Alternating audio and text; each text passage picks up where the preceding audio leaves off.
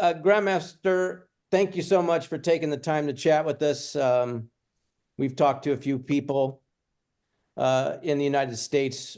Primarily, the start of the focus was we were looking at the board members of ITF America and just trying to give everybody a chance to get to know who these seniors are. And you are the most senior that we have interviewed. I'm probably the oldest one too. I don't know. It's like yeah, maybe 75. 75. Wow. And you are still you have been an ITF practitioner for a very, very long time. 50 years. One of the most senior in the United States, I'd say. Very few people that have a higher ranked certificate than you. What is your certificate number again? A94. I guess this would be Grandmaster Von Bin. Is 2. Sheriff is 1. Wong. Oh, he was actually Korean. No, he's K91. He's a K. He's a K. And then so who are the other? I don't know if 3. I don't know for sure. I never met him. All right. So, but well, you had a lifetime. This is a lifetime practice for you, and we feel very fortunate to have you come take an hour this morning and chat with us. Hey, I appreciate the opportunity. Okay, I mean, guys like us who've been around forever, all right, who were privileged to be with General Choi, and it was a privilege.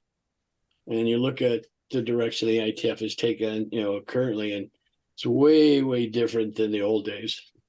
I have questions about that, sir. Well, we're going to get into that. Cool. Yes, sir. So this is a question I generally ask, especially to practitioners that have had a long time in Taekwondo. If you can tell us about how you got started in Taekwondo, and what it was like and how the training was compared to now, I would love to hear a lot of that. I've heard some from you, but everyone should hear it. Yeah. Well, my introduction to Taekwondo was when I was serving in Vietnam. Okay. And we had the Koreans, okay, who were on some of the bases, all right, who we supported. And so looking at the training that we had from the military for our self-defense and then watching what these guys were doing, it's like, I think maybe they have a better idea of how to take care of yourself in a situation than the 6 weeks or 9 weeks, whatever it was, we're in basic training, okay, 2 days in hand-to-hand combat. So that was my first exposure to it and got to do a little training with those guys. I came back to the States and I was going to college at Metropolitan State, and I needed an elective. And in one of the electives, there was Taekwondo class. There you go. Got it. I can. What year was that, sir? I was in 72, 73. Okay. And so I signed up, and Larry McGill was the instructor. And he and Ralph Krause, well, Krause was Seraph's partner originally, all right.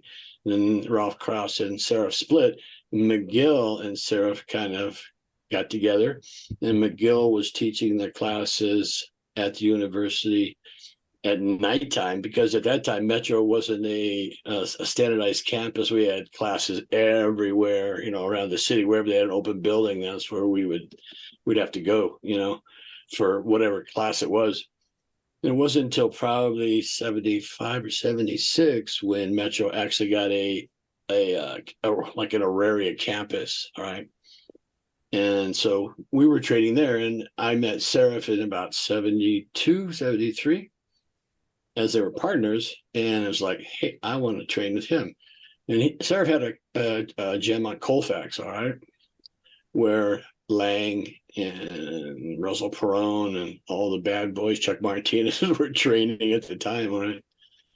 And we trained a little there. And then later on, he had a gym at 44th and Pierce, and then he had one up on 120th and Broomfield, and then he moved to his current location on Pierce, 119th. So with that, Seraph said, well, you're out of time, why don't you come join? And so the closest place that he had to where I was living was Campbell Elementary, where one of his students, Jeff Warner, was teaching. And Jeff was a second dan, all right? And so, he was God. First and second dans were God in those days. Yeah.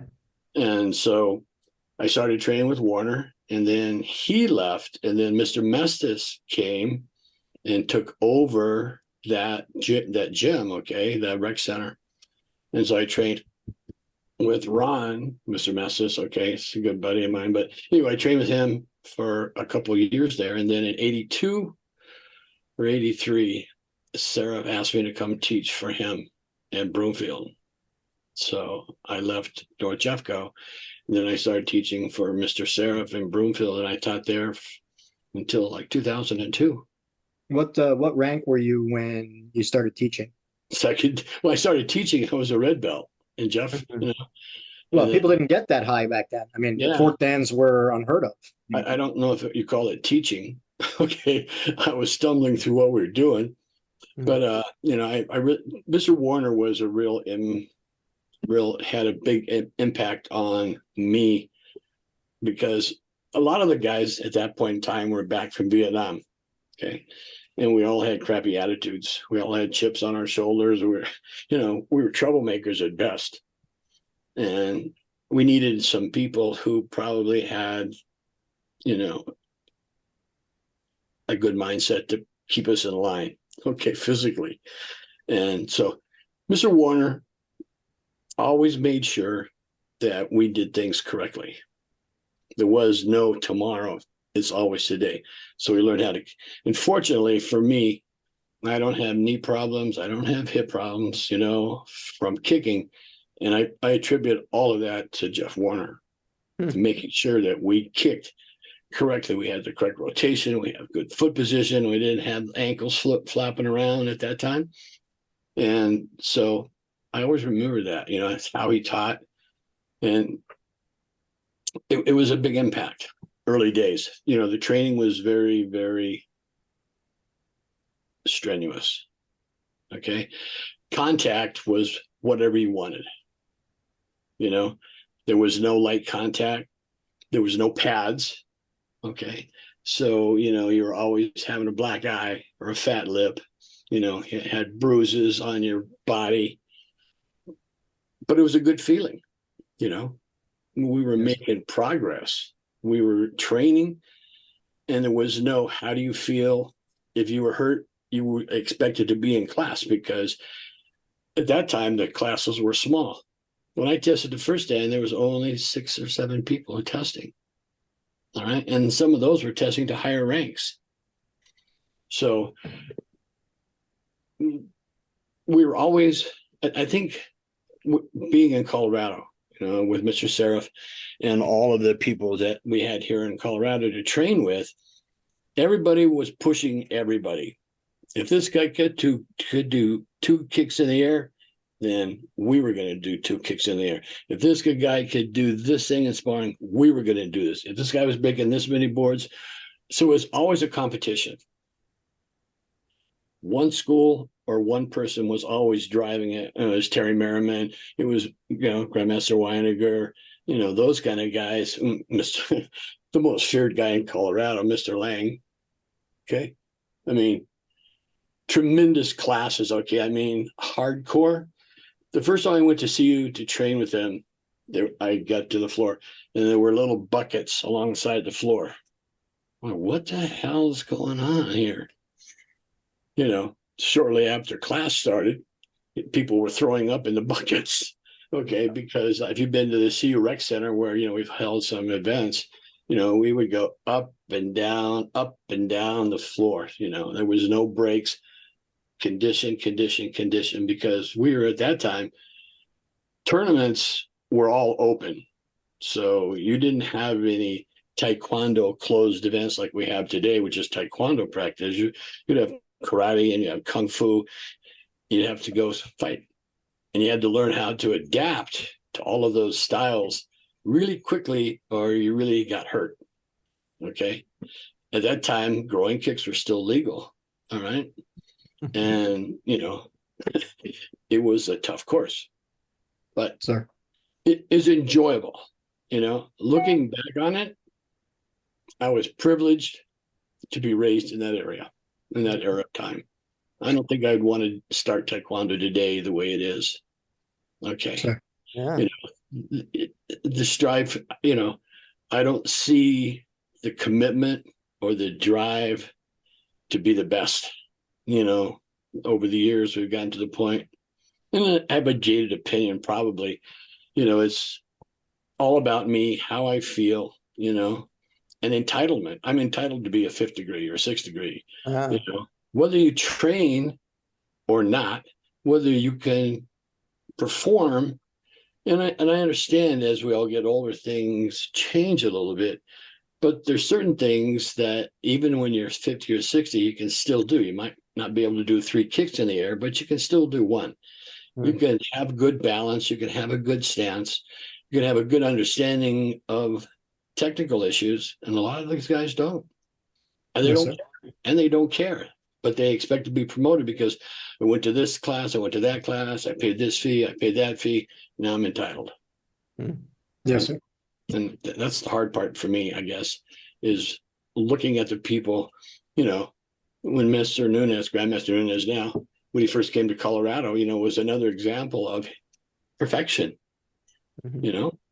And he had his students like Patrick Pornan and Russell Jones and I forgot the other guy's name, Dennis Haley. Haney. Haney. Haney. Dennis Haney, okay.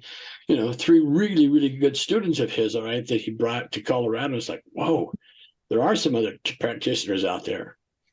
Because, in Colorado, we were basically our group, Yeah.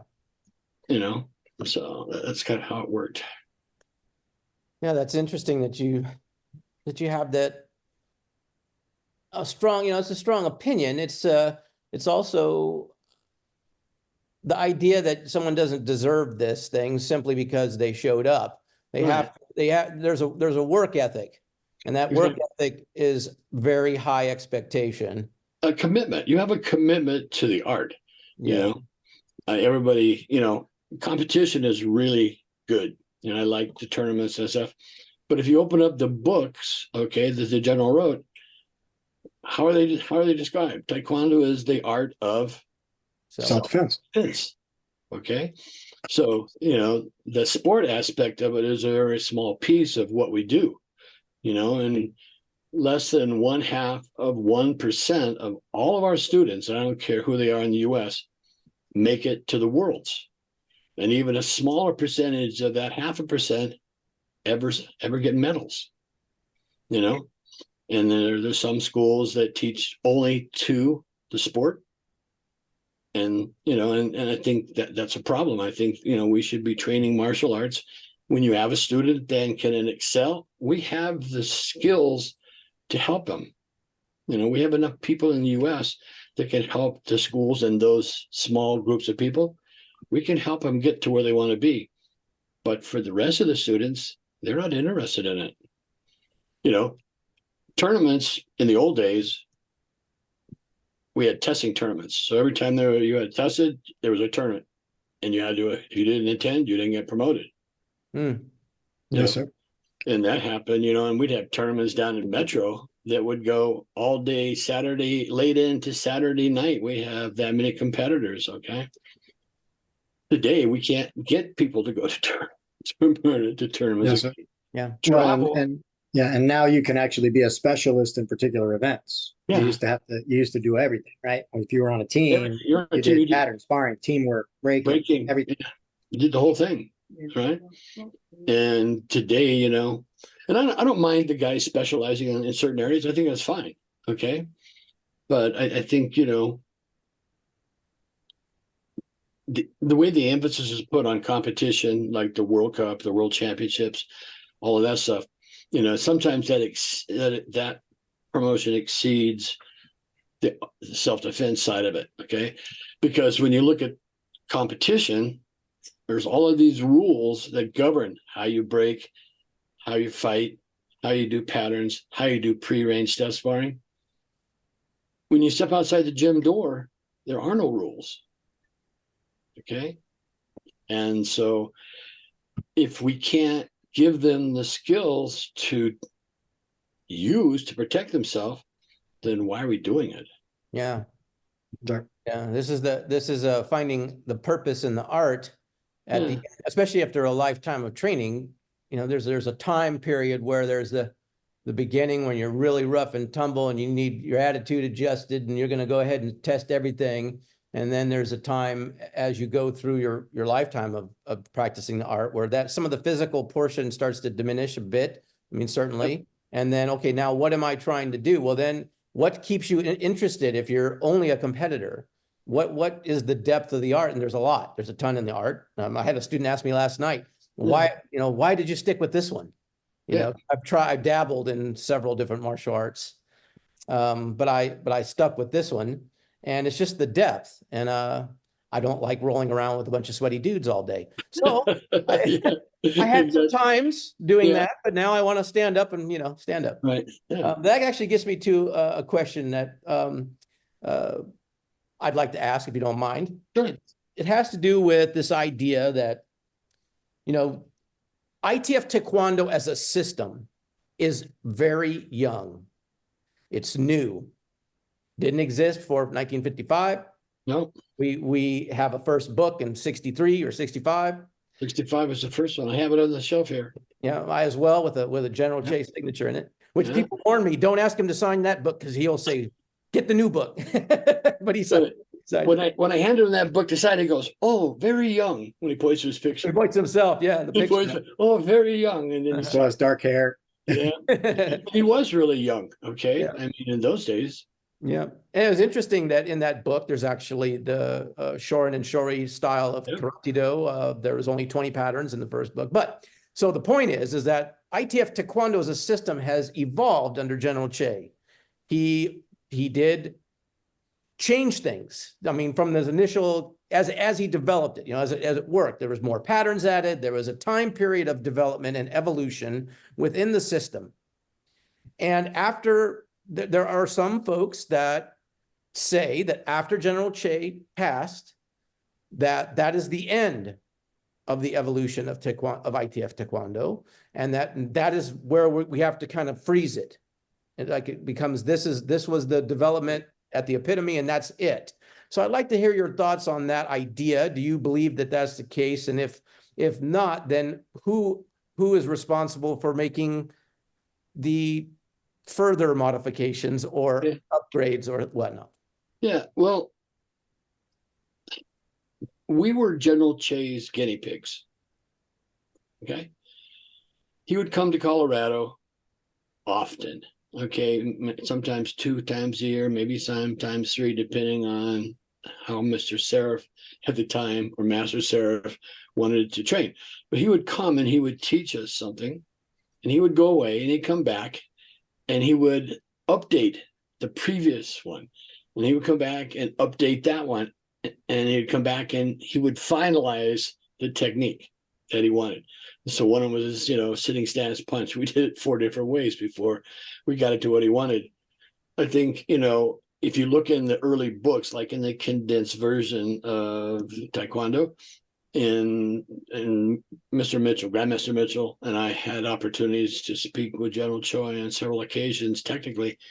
And in one of them, in the books, in pattern like Wan Yo, move 1 and 4 are the same moves, okay, but the wording was different. So it says move the left foot to B to form a right L stance while executing. At move 4, it says move the right foot to A while at the same time executing a twin up. So for us, at the same time and while means the same thing. So we were talking to the general at Mr. Seraph's house, and we're explaining to him, "Sir, we would like to change that verbiage." Okay, no, same. Well, sir, if it's the same, then why can't we make it both sides while or at the same time? Why the change? He wouldn't allow it. No, that's what I want. Okay, so we're done with the interview. Seraph says, "Fix it." So our books that Grandmaster Mitchell was writing and I helped do research on, we changed the verbiage in that particular pattern to say while instead of while and at the same time. And so, training was always something that we were trying to do better. When Mr. Serif came back from Glasgow, all right, that's when our continuous sparring really started to pick up. And he came back and he said, well, now we're going to do 2 kicks in the air instead of 1. And we looked at him and thought, he's crazy. We're going to do 2 side kicks in the air or 3. But then you had guys like Scott Serif, his son, Mr. Weiniger, who were just dynamic at jump kicking. It's like, damn, if they can't, why can't we? So, you know, the training was always updating. Mhm. It's frustrating at times because you would train a certain way for a period of time and then here's a new change. When the general passed away in 2002, you know, that part of Taekwondo was probably fixed in time. But there were enough of us, you know, Grandmaster Nunez, myself, Grandmaster Mitchell, Weiniger, and others, you know, in the world who had exposure with the general. And so at that point, you know, the ITF created their technical committee. And that was, at the time, it was Morano and Trachtenberg and Wembos, okay, and Tran was in there also. Mr. Tran was in there also. And they were teaching the IICs. And they were pretty much structured the same way we were being taught when General Choi was doing them, okay, and or, you know, Grandmaster Park. And so it wasn't a big change, but then they started to make changes, okay? And the way I look at the changes is that, is it something that the general said? Is it something that he's written, okay? And can we produce the preponderance of evidence to say, yes, this change is really reasonable, or no, it's not? And one of the examples is high block with the Arcan, okay?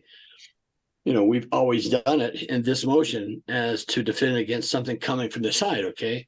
Well, at the time, Master Morano, Grandmaster Morano, those guys had looked at it and said, nah, we think this is actually a side block. So Grandmaster Mitchell and I are like going, oh shit, what are we going to do? So we go back into the books, okay? So between him and I, we have all of the publications from 65. He's also got one now from 59 in Korean. But we have all of the condensed versions, and we have all 3 sets of the 15 volumes, and we have, you know, the last 99. So we start in 1965, and we go through each book, we go through the pictures, and we find out what is happening with each technique, all right, and why. And we actually came up and said, you know what? I think they're right. I think this should be a side block.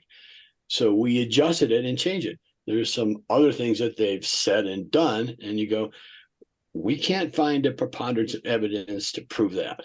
So, you know, maybe we're not going to do it. Example, in execution of 1-2 punch in a fast motion, okay? It's always been, and I can show you a dozen videos of General Choi teaching it, and the heel is always up and it goes down on the second punch.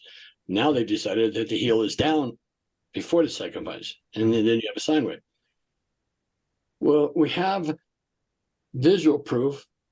We've been told, and we have written stuff, okay? If you look at the foot diagrams, it shows that the heel is up. Why they make the change? I don't know. So me personally, if I have somebody going to the Worlds, going to compete, I teach them what they have to do for the Worlds. But the class, I teach them what the general taught. Okay.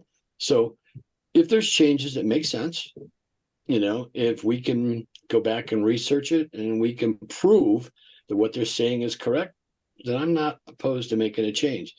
But if there's not a preponderance of evidence, then I leave it alone. You know, and I think, you know, the technical committee does a pretty good job, but they have a lot more resources out there that they don't take into consideration. Grandmaster Nunez, they don't ask his opinion. You know, we've done, Grandmaster Mitchell and I have done some work for Grandmaster Morano with research on stuff. But I just think that the committee is fine, but I think they have other resources they should consult before they Sure. make a decision that affects the world. Sure. And sometimes, they make a decision because, well, the rest of the world's doing this, so this is easier.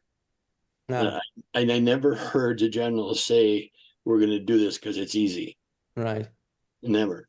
So And it's Grandmaster okay. Martinez does the same thing in his pattern seminar right now, and it'll be essentially, okay, you've got competitors going to Worlds. Here's what they're telling us at the IIC. Here's what they're looking for. And here's the way I got shown by General J. Exactly.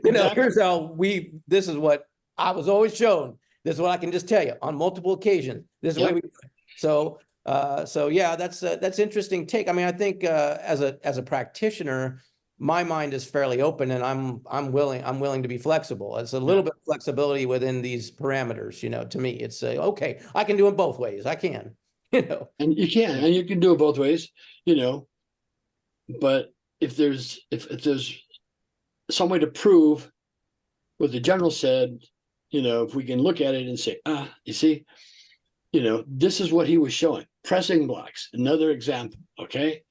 If you look at the videos, his hand is flat and it's at an angle, so it's on top of the instep. When you see him do it for the Worlds, the hand is pivoted, okay? Try to defend somebody who has a really good fast front kick and turn your palm. Watch what happens, okay? There's just tons of those things that they've done, and you look at it and you go, General Choice, he said, no. We were in Grand Lake at the IIC, and we were doing Yongay, and I was doing checking block. All right. So the next one is a high cross cut. So I'm here and I cross, and he's walking in front of me, and he stops, he comes back and he goes, why you do? And I'm like, how do I answer this question? Because Grandmaster Sarah said to, I said, well, so I thought we were supposed to cross. He says, no, what's the target? He says, no need power. So don't recross. Right. And I'm like going, okay, stupid. Don't do this anymore. But that's what we were trained to do and so it was just a natural reaction. And the general goes, no need it. Better just go. Yeah, just do, because the eyes are very easy and to attack. Right. Yeah. So those things, like Grandmaster says, this is what he said, this is what he told me, and if that's what he told me, then that's what sticks in my mind, and that's how I teach it. But again, if I have, I've had 3 ladies medal in Worlds. Okay. Miss Devlison got a silver medal in Malaysia in 4 Dan patterns. Christine Hawley got a gold medal in the South Pacific Championships. And I had one other lady who got Erin McCord in 2002. We got a bronze medal in Rimini.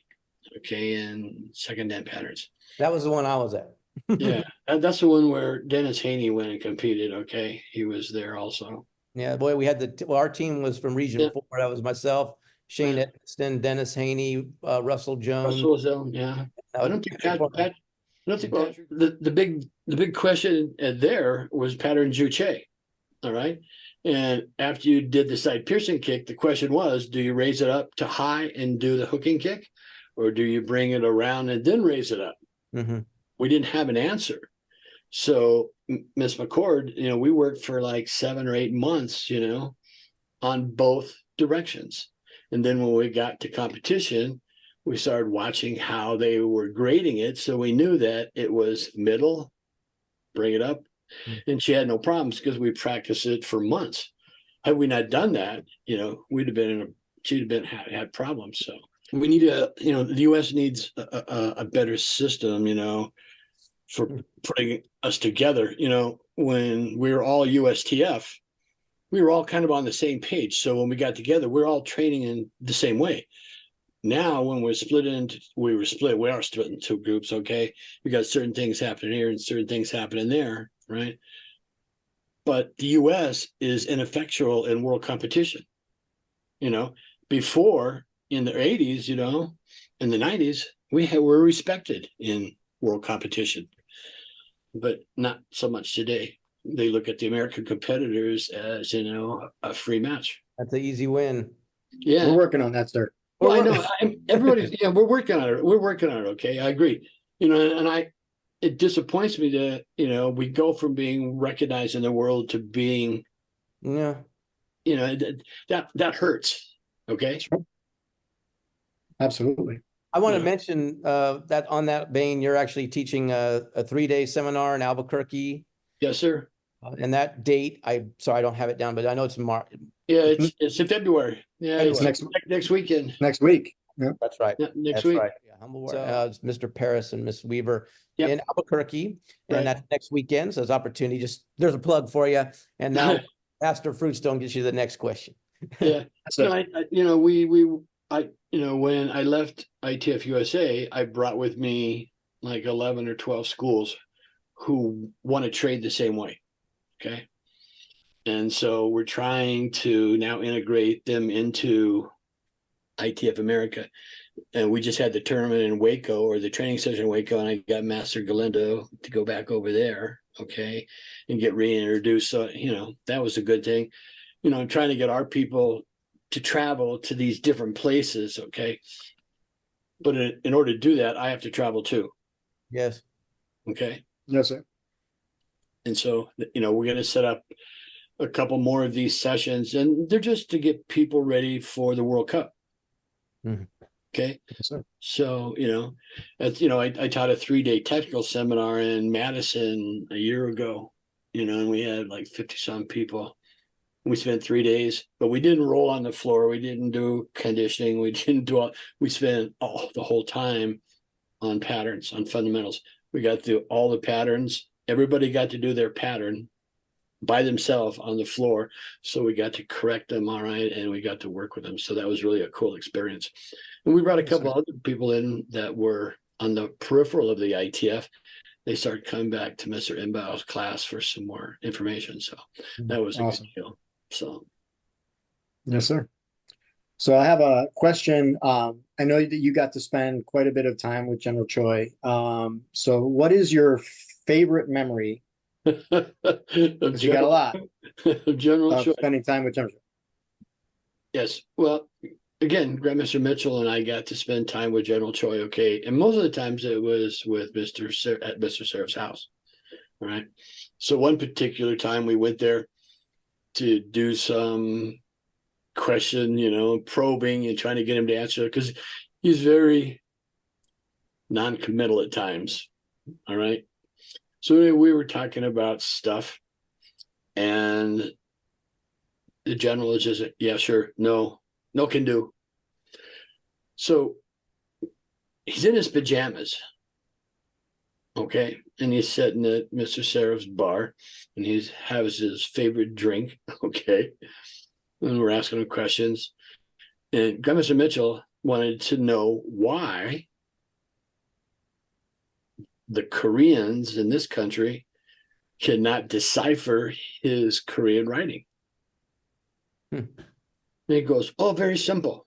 He say, I use colloquialisms from my birthplace. All right, because I guess every village something had a different dialect, okay, for what they. So he says, oh, can't copy. True, because the Koreans here, when you give them actual writings from the Joan, completely different meaning, because I believe in the 90s, they formalized the Korean language, all right? And they made it kind of standardized. But up until then, there was a lot of the. And so we looked at each other and went, oh, crap. That's why we don't know what's going on, because we can't find anybody that understands what he's talking about from his colloquial visions. Yeah. So we asked him another question, and he just slid off the chair and walked out of the room. Didn't say goodbye, didn't say we're done. He just got it, walked away, walked out, walked to his room. And I was like, I guess we're done. Seeing the general in his pajamas was it was an interesting, had never thought that. But in all the times that I saw him, I was only one time where he's ever in a uniform. And that's when we're in Canada, and he taught a class when he was in actual uniform. I was shocked because I was used to seeing him in a suit. Mm-hmm. Right. Sure. Always in a suit, always, taking his tie, his coat off and his tie and teaching. We took him to a steakhouse here in Denver, All right. And one of the things in the steakhouse, if you had a tie, they cut it off. That steakhouse. Yeah, it's just what they always did. It's just something they had them all hang on the wall. So Sarah says, go get him a tie. And so we rushed to the J.C. Penney's, okay? We bought him a tie. So we got to the parking lot and say, sir, we need a tie. No, because he had the nice silk ties, okay? No tie cut. Sir, you don't understand. They're gonna cut this tie, you know. Say no. So Sarah finally intervened. The guy says, sir, you really need to change this because there's a tradition here. He was very adamant. He was not going to take the tie off, all right? Finally, we got him to do it. And he took it off, and we walked in the door. Oh, tie. Flipped it off, It was like, oh, my God. Can you imagine if we'd have let him go in there? And it's so much trouble. Oh, yeah. But those memories, of when you're with him and doing things, all right. We're in Rimini, we're at the train station, and he had us doing patterns on the platform at the train station. Yeah. He says, oh, we do puns. Did you tell him no? No. We stood up and we did what he said, So a lot of times, he was fun to be around. We were in Seraph and I had a conference. Grandmaster Seraph and I were in a conference in Korea. In Korea, but in Canada. And after the meeting, we had dinner. And so we were sitting there, and the general's at the head of the table. Seraph was on one side. I'm across from Grandmaster Seraph. And they bring out these big boats of sushi. And I don't care for sushi, not one of my favorite things. But they had it there on the table. And then they had these little cups of, I don't know what it was, but it looked like tobacco juice, all right, that somebody had spit out. General Choi goes, oh, you tried, very good. I'm like, it's like, you can't say, I want to say, no, sir, I can't. But, so I get this piece of fish and I dip it in there. And I really don't know which was worse, the fish or the juice. But trying to chew it up, and trying to get rid of it was just miserable. Yeah, that was a meal I didn't enjoy. We used to go to the Silk Road. General Choi would come to town after we teach. We'd go to the Silk Road for dinner at nighttime. In the early days, he always had bodyguards, like little Korean mafia guys, right? The double-breasted suits and their hair cut like this, And so it's like, okay, we're going to leave the Silk Road late at night. Okay, you guys go first. I didn't realize that he had threats on his life, okay? And his bodyguards were sending us out the door first. It's like, whoa, shit. After we realized what's going on, it's like, we're the dummies. But, it was kind of funny. It was a very good time in life. It was looking back, I am so privileged. I so much enjoyed what we did then. Yeah. Yes, sir. That's awesome. Thank you. Well, I'm going to talk to you about something that has been brought up a couple of times with some of the seniors in the United States. Mm-hmm. And that is something that I'd heard many times from Grandmaster Seraph and many individuals in the USTF, and that is this concept of loyalty. That there's a sense within martial art disciplines and with martial art organizations that we have our ranking system, but we also have a teacher. We have a master that we follow. Mm-hmm. And in the case of General Che, he was the founder of Taekwondo, and the people, especially in the United States, tend to kind of take that, well, I'm going to follow this idea that I have about Asian culture and martial arts, and this is my master, and I'm going to follow him. And it's a similar situation with the USTF. When Grandmaster Seraph was the leader of that organization, a very successful organization for a period of time. And we've had a lot of changes. There's been changes where we've joined different organizations for whatever reason. We stay loyal to our own particular instructor, in my case, Grandmaster Nunez, even when we may disagree with something that they've done or what they've said. So I'd like you to speak to the idea of loyalty and what you think that means. What's its place in the United States today? Does it have a place? And maybe a little bit about what it meant to you in the past as well. So there it is. Yeah. Grandmaster Seraph was my instructor. Okay, he was my instructor. He was my friend. Okay, the ITF, the general, was important to him. For that reason, the ITF became important to me because it was important to him. All right. Loyalty, in my perspective, is something that's given and taken freely. Okay. It's something that it's a two-way street. You're loyal to me, I'm loyal to you. You don't lie to me, I don't lie to you. All right.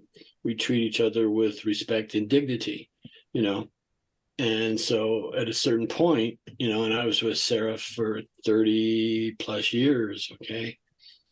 And me personally, it just comes down to when things being done don't meet the expectations of what had been taught earlier, then what do I do?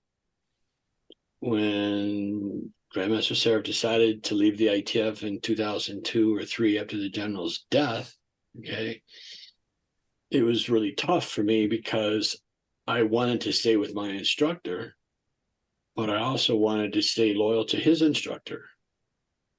Okay. And so I made the decision to leave and to stay with the ITF. All right. Personal choice, and I didn't tell any, it's just that I want to be with the ITF. That's all I know. I've been approached to go to the WTF and, have a higher rank given to me. Wasn't interested. I had nothing to offer the WTF except I was a traitor and I would jump ship.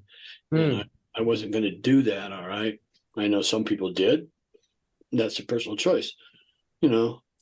I think loyalty, in my view, I have to be honest with the students. Okay. I'm not, I'm probably a little more strict in some cases. I'm probably a bit more hard line in some cases in what I do with my students, but I treat them fairly. I treat them with respect and dignity. I treat them all the same. If they're a 7th Dan, a 6th Dan, a 4th Dan, a second gup, I treat them the same. If a black belt screws up in class, I make them do push-ups. Everybody, I treat them the same. So, it's important. I think that, the students become part of your family. I've had students that have been gone for 25 years and I'll see them at a mall or someplace and they'll still address me as Mr. I have no reason to do that other than the fact that that's what we instilled in them. Okay. And the general says, our job is to make good people. Women, in the early days, there were very few women in Taekwondo. We treated them much the same as the guys. Okay. They had to do what we had to do. They had to fight, they had to break, they had to do self-defense. All the stuff that the guys were required to do, this group of women had to do. We became very protective of those women, okay? But we trained them to be good martial artists, and every single one of them were ladies, but mess with them and they could defend themselves because they always had the element of surprise. And we taught them, this is what you have to do, this is what you expect. And then we always had ongoing classes of women's self-defense, rape prevention, where we'd have a building where it was dark and there'd be all these obstacles in there with us guys, and we would run them through the obstacle. They'd have to defend themselves, from some sort of attack. So our women, got to be very good competitors. They were good fighters. We taught them how to break. We taught them how to punch. I taught a class for women only in Broomfield, how to punch boards and tiles. And I was chastised at the time going, you can't do that because, their hand structure. My comment was, well, what are they going to do outside the gym with some guy's head? Our little graduation, everybody had to break. And, say, oh, who wants to go first? Everybody looks at the floor. All right. All right, Vicki, you're going to be first, because she was the smallest person in the class. So once she punched the tiles and broke them, every woman wanted to do it. Sure. Because they saw that it could be done. That was our job. To make them understand that they could do this if they conditioned and trained. So, I think commitment and loyalty is important, but I think it's a two-way street. If I'm loyal to you, I expect you to be loyal to me. And if you can't be, then I have to rethink my loyalty. All right. So, my job is my job. Okay. From my perspective, is to help all the people in ITF America who want help. I guess I'm sure my background says that I'm not bashful about failing students for 7th and 8th, Dan. Okay. If you can't do the job, I can't promote you. Okay. And that was the purpose for creating those 2 committees, to preview the candidates beforehand. And if they're ready, you guys agree, we send them up to us. And if they don't make it, then I'm coming back to the committee and what the hell are you doing? Mm-hmm. But their job is to help those guys be ready, so when they get on the floor, we don't have that problem. Sure. So, Sure. and we go all through every single book, every single technique, and all the works we have, and see if something changed, when it changed, did it stay changed, to figure out if it's correct or not. So, it's a program that we There were all a lot of rewritten reports that we did. yeah, we try to be, and Had I'm 4 not or 5 white papers that were issued effectively, as these are now from our group, how we've come to this. Here's our background, and this is how we've got to this, at what we think is what should be the standard. Yeah, and I think Rigorous process. Yeah, and I think you have to look at it, and Master Fruitstone and I have had conversations, technical conversations. Okay, and it's like, why do we do this? Okay, so is this a half facing, or is it a side facing, or is this, and why? And now prove it. And so we go to work, and we look at the video clips on YouTube that we have available. We look at all, I've attended 22 IICs in my career so far, all right?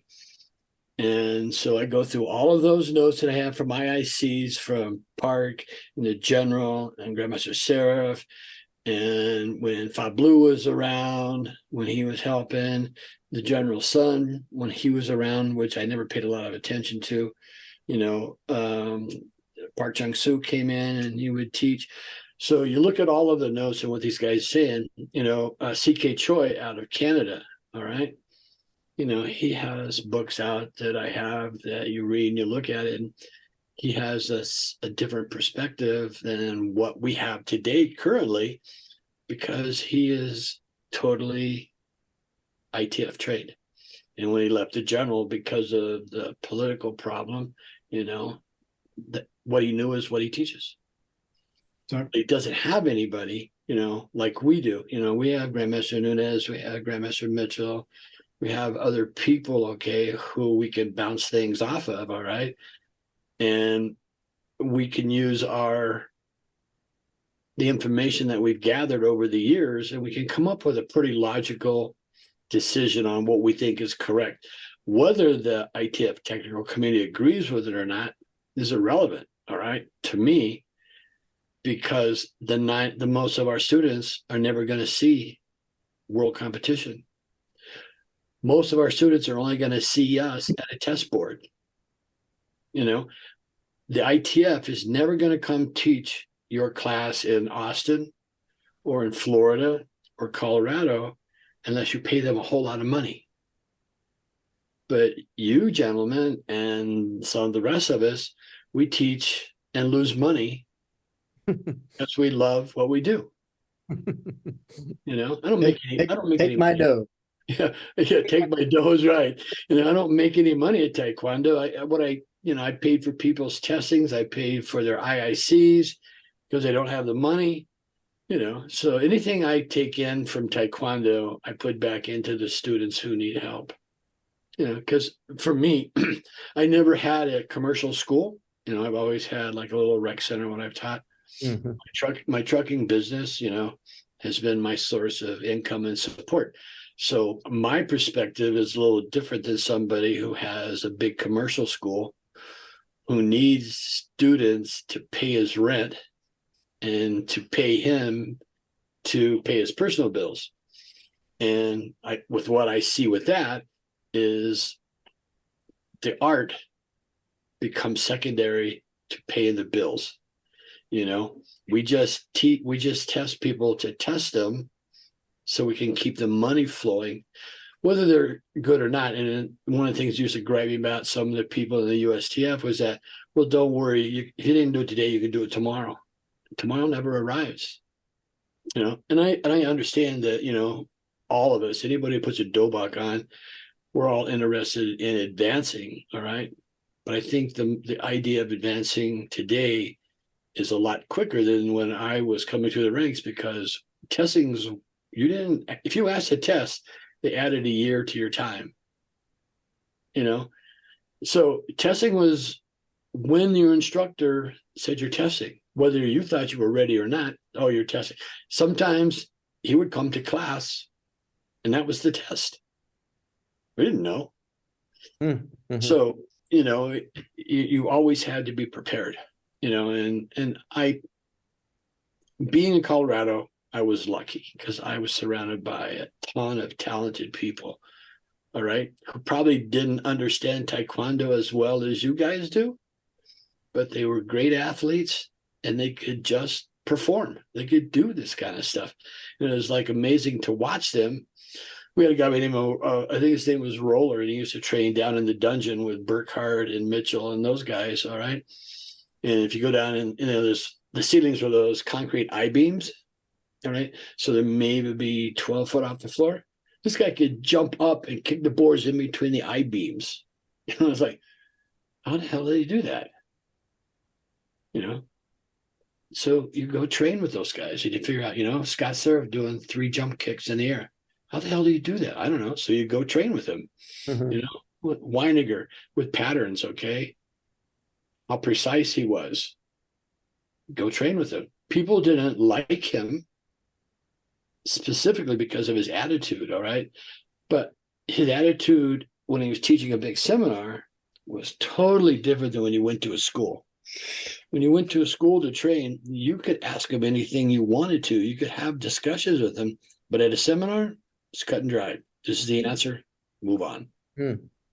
And so, you know, I spent a year or two driving to Greeley, an hour, you know, each way to train with him every week, just to find out what he knew, you know, because in those days, that's what we did. We had to travel, you know. When an instructor, Moon Kupak, would come in, or Master Lim would come, or somebody would come to town or close, we were gone. We were there. You know, we were trying to get information. Today, that doesn't happen. If Grandmaster Nunes comes into town, a select few are always going to be there, all right, because of loyalty. And then you'll have a few drop-ins, okay?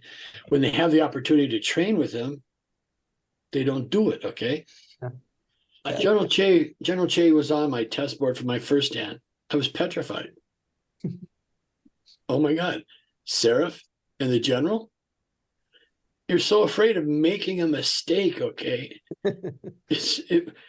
I never forget it, okay? People never have, 2 people today don't have that opportunity, okay, to interact with them. We need to instill standards that are high, okay? Make these people achieve the goals, all right? The time is coming down the road when Grandmaster Knighty, Graham Mitchell, Grandmaster Nunes, some of us guys, you know, our era of black belts is going to be gone. So that means you and Master Fruitstone and you guys are the ones who are going to be left to pick up the mantle and try and keep what the general started. Okay. Yeah. So I wanted to get your perspective on what do you feel about the fact that General Che took his ITF Taekwondo to North Korea and essentially dedicated one of the patterns to the leader there? What's your take on that? When Grandmaster Sarah came back from a world championship and he goes, we have a new pattern. And it's like, oh crap, you know. And he's probably going to edit this part out, but he goes, he said, I said, what is it, sir? And he says, this is Juche. Well, sir, what is the pattern meaning? He said, son of a bitch. That was, I'm not editing that out. That was- That has to stay. that was Grandmaster Seraph's, beginning of Juche. All right. And so we learned Juche. We all knew that the general was North Korean. Okay. In reality, he wasn't, okay, because he was Korean. in the DMZ zone, okay, so he really didn't, he was kind of neutral, okay, so that's why move 38 and Tong Il, there's a stamping motion, okay, he's stamping because he's angry about the country being divided, and he's in the neutral zone, so I didn't care, personally, if he was North Korean. I was, more interested in the art of Taekwondo, okay, and what it could give us. Without Grandmaster Seraph, and whether you like him or dislike him or you had problems, it doesn't really matter. He was my instructor, he's my friend, we had a disagreement, but without him, we wouldn't have Taekwondo today. We wouldn't be here. I mean, his commitment to the general went to the very end. When the general died, he had no more reason to stay with the ITF. We were disappointed because he did have an opportunity to make a change in the ITF, but dealing with the rest of the people, he wouldn't do it. So, with that said, when the general passed away, and he went back to North Korea, it was like, okay, I mean, that was a personal choice. They were going to have an IIC in South Korea, all right, just before COVID. And I thought about it a lot before I did sign up to go, all right, but then it all got canceled. I think for us in the United States, whether he was North Korean or South Korean, I don't even look at that part of it. I just look at what he had to offer. All right, and leave those kind of politics out of what we do. I know Grandmaster Seraph and I forgot the guy's name now that went with him to Korea on a demonstration team. Carl Nicoletti. They went to North Korea and they both had to get special clearances to go to do it. But there's never been, don't ever hear much about it. I mean, there's pictures in some of the books, okay, of that team, and Bouchard, okay, the guy from Europe, he was on that team also, and he came to the U.S. to train with us for a while. So I don't care about the North Korea South. It doesn't bother me. I just look at what the general gave us, and a low block doesn't know if it came from Korea or it came from England. It has no idea. It's only the perspective of the individual, okay, who says, oh, that's North Korean, I don't want to do that. To me, that's like stupid. Precisely. And you already covered some of this, but how has Taekwondo changed? And where do you think it's headed? At least ITF Taekwondo, at least with our group, where do you think it's headed? And how do you feel about it? Well, Taekwondo has changed. It's become a more social art than it is a martial art. Okay.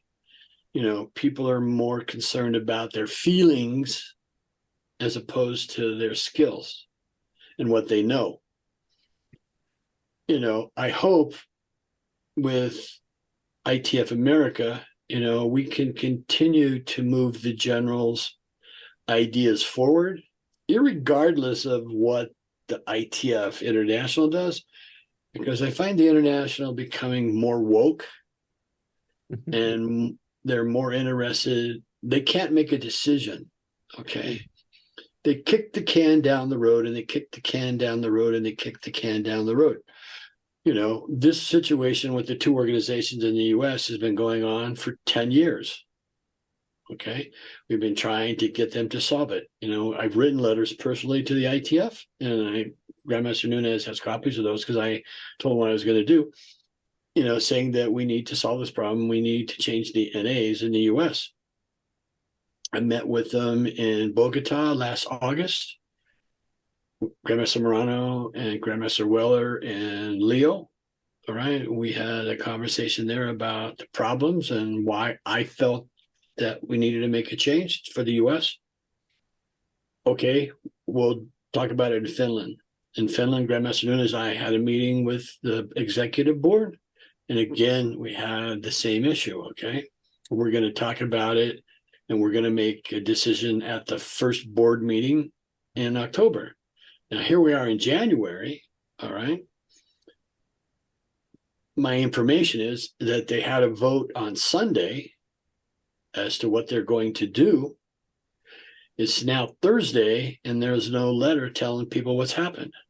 There is an election coming up in ITF America. Yep. They've asked me to be the officer of election again. And I know that you say you like to teach and you don't want to be president, don't want to be the, would you be interested in running for a position on the board? Now, the board positions in ITF America have one vote. Doesn't matter if you're the president, vice president, or board member at large. You have a vote and you have a say in decisions that make policy. They make policy about memberships. They make policy about how to handle testings, what kind of committees we have. And so it's not a huge commitment, I don't believe. I've not been on the board. I know they meet once a month and they gotta do stuff. They gotta have this, they gotta be engaged. But would you be interested in running for an office position in ITF America? I'm not sure at this point. Okay. I mean, I don't know if that's the best use of what I can do. I think at this point, probably my best is being able to get out there and teach and get to know some more of the people. And I know a lot of you guys from USTF days, there's some new ones that are in ITF America that I don't know as well. But, it's what I haven't really decided about, doing any offices or not, I'd have to think about that one, to be honest with you. Right. And, the encyclopedia is a great resource. We have all these resources out that people are not utilizing. And they have you guys. They have you guys also, okay? Yeah, and even if I've always said, it's just like the general says in books is if I don't have, if you don't have the answer, then you find someone who does have the answer. Exactly. You don't say just for your sake of your ego that this is the answer. You got to say, I'm not sure about that, what I can find out though. And I know the resource, I know how to find out, so I think that's another important thing for instructors to that takes a level of humility. A lot of instructors. But I think that also goes back to what we're talking about, integrity and not lying to your students. If you tell them something about a technique or something, and they go back and they find out later that you lied to them, that's trouble. You don't know. It's okay. I mean, with all the stuff, with 4,000 plus technical things, not every single one of us are going to know every single one of them. But as a group of people, as a group of students who care, we can get the answer. Yeah. We may argue. Listen, Master Fruza has seen Grandmaster Mitchell and I argue. It's not pleasant at times. Okay, we get really irritated with one another, but it's not personal. He has his point, I have my point, and then our job is to make the other one realize who's right. Sometimes he's right, sometimes I'm right, sometimes we don't know for sure. We got to guess somebody else. Okay. But, I don't, we've argued with Master Fruit. I've argued with Master Fruitstone. Okay. It's never personal. It's always in the hope that we sparked a little bit of interest to go find out what we're talking about. Okay. Yes, sir. And that's my goal, to spark that interest. Okay. When I go teach at other schools, I ask questions. People are not, they're shocked. I've never been asked that question. I'm asking you now. Okay. And it's simple stuff. It's not always complicated. It's just simple stuff. Sure. And that, I think our instructors forget that part of it. Well, sir, I appreciate your time. It's been an hour and a half. Thank you very much, sir. It's my pleasure. I enjoyed it. Have a good time. Okay. Old Thank you. memories are fun. Yeah, thank you so much for sharing all of your knowledge and being willing to, I mean, General Chase says you need to be to teach Taekwondo no matter where, no matter how. We don't have thousands of people watching our YouTube channel here, but Yes. yet. But it's nice to have, I mean, it's just fortunate for us to be able to have someone of your experience and knowledge spending time and sharing with us and being part of our organization as well. I think, everything is headed in the right direction now. I think, everybody's on the same page. And we'll keep going forward and we'll keep kind of improve things. I'll see you guys, and I told Grandmaster News I'll see him in New York. I get there about 11 o'clock. So, Suarez told me he had 90 people signed up so far. Trying to get people to go places, okay, is difficult, but it's easier if they see I travel too. Mm-hmm. So, I'll travel and hopefully I can drag some of them with me, and as it keeps going, Sure. see what we can do. Yes, sir. Cool. Thank you, sir. I appreciate your time, guys. I had a good time. It was fun. Good. I'm glad. We're just trying to get your guys' experiences and insight and let everyone else see these things as well. That's the biggest thing. Well, yeah, I think at some point in time, all these things will be gone. And if we don't have them documented, okay, then everybody loses. I have the experiences of Seraph and his interactions with General Choi and the Koreans he brought to Colorado. Fond memories, going out in the snow and training outside the gym barefoot and when it's snowing. Okay. It's like, Koreans say, oh, they think that we're soft. Okay. So guy comes to Colorado, the Munku Pack, I believe it's in the winter. So we go outside in the parking lot at Sarah's place and we train in the snow barefooted to see how many people are going to quit. Nobody's going to quit. Not in our group. We'll be there all night. We're not quitting, but things like that, if I took a class out into the snow barefooted today, I'd probably get sued. Yeah, unfortunately. Yeah, things have changed. It's a mindset. You have, we were committed to the art. We were committed to Mr. Seraph. Okay. We were committed to Master Seraph. We were committed to Grandmaster Seraph. Because that's how we were brought up. Okay. Yes, sir. Thank you very much, sir. I really appreciate it. Thank you, guys. Have a good day, and I'll see you in a couple of weeks. That sounds great. Yes, sir. Talk to you All then. right, sounds good. All right. Have a good day.